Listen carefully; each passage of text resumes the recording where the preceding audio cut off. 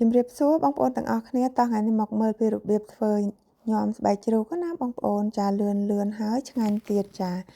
ហើយនិយាយទៅនឹងខ្ញុំនៅប្រទេសអូស្ត្រាលីមែនប៉ុន្តែចូលចិត្តញ៉ាំម្ហូបខ្មែរណាបងប្អូនហើយភាគច្រើនគឺញ៉ាំម្ហូបខ្មែរតែហ្មងចាហើយនេះគឺគ្រឿងផ្សំណាបងប្អូនចា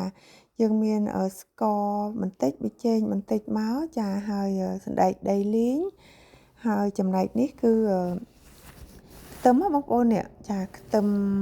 ជ្រក់ចាគឺមាន3ពណ៌គឺថាស្រួយឆ្ងាញ់ល្អមែនតែនបងប្អូនអើយរសជាតិជូរស្រួយអញ្ចឹងណាចាហើយនេះគឺខ្ទឹមហើយនឹងម្ទេសចាហើយទឹកក្រូចឆ្មាម្ទេសក្លុកជាមួយនឹងខ្ទឹមសទឹកប្រហុកទឹកត្រីរ៉ូឌីបន្តិចមកបងប្អូន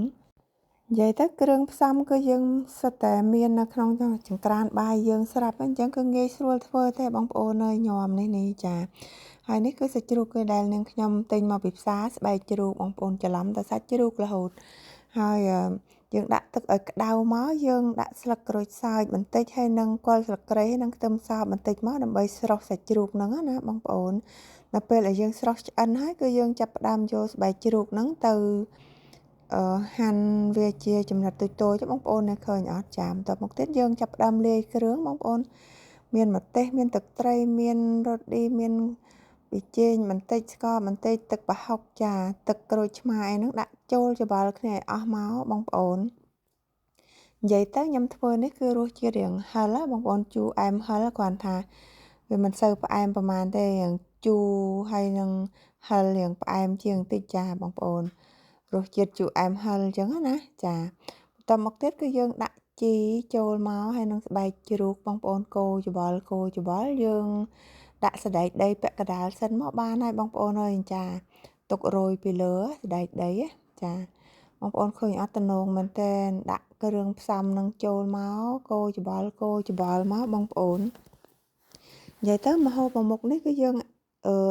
ធ្វើទៅគឺអស់លុយតិចមែនទែនស្បែកជ្រូកក៏ថោកហើយធ្វើលឿនហើយអស់លុយតិចទៀតបងប្អូនឃើញអត់នេះហើយឆ្ងាញ់ទៀត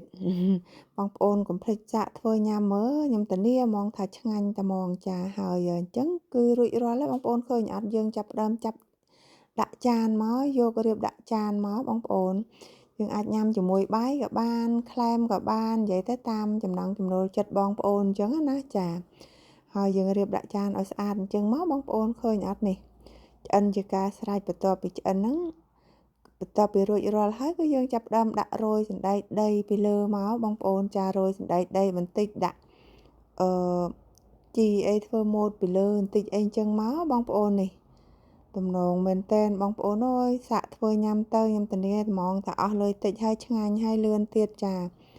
គ្រឿងផ្សំឲ្យតែយើងមាននៅក្នុងផ្ទះបាយស្រាប់គឺថាធ្វើមួយផ្លេតគឺបានញ៉ាំហើយបងប្អូន